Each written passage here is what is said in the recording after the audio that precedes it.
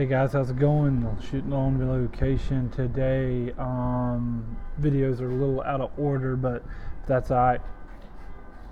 Acts is what I'm going to be talking about today. The video for the first chapter of Acts is up on YouTube.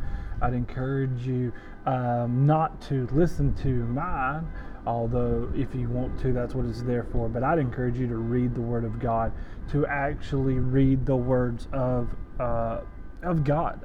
We live in a world where everything's quick and where we want to listen and where we want to watch visually, but real words, real paper, I think that can be beneficial, helps us to slow things down and really unpack what the most important being of all would say to you, would say to me. So that being said, let's talk about Acts. All right, so Acts is actually Luke part 2. It was written by Luke and to the same person with the same meanings. And so even though Paul gets all this credit for writing the most books of the Bible, and he does, Luke actually writes more than anyone else in the New Testament quality or quantity wise. He writes the most. Luke is a big book, Acts is a big book, and together they make up more than all of Paul's letters put together.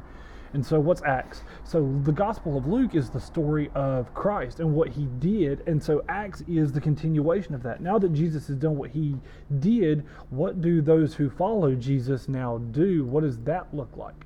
And so Acts shows us that. We get some really amazing, miraculous stories of what God does in the first century.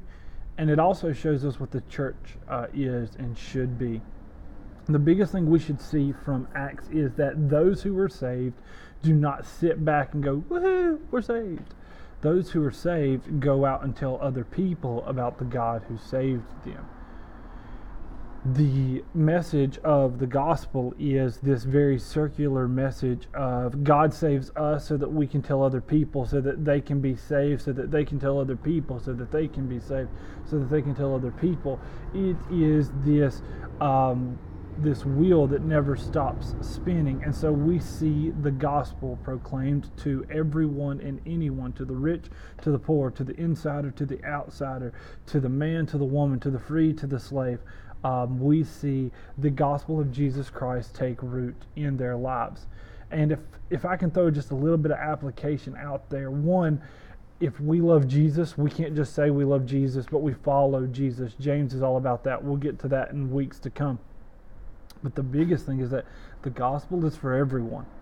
The gospel isn't just for these 12 or 30 or 100 guys right around after Jesus died. The gospel's for women. The gospel's for men. The gospel's for those who've been trying to live by rules all their life. And the gospel's for those who've spent their whole life breaking rules. The gospel is for everyone.